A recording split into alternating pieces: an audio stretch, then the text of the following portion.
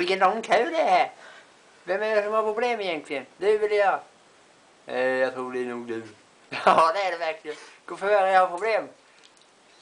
Jag har problem, gå före. Är du rädd för att ta spruta eller? Är du? Nej då.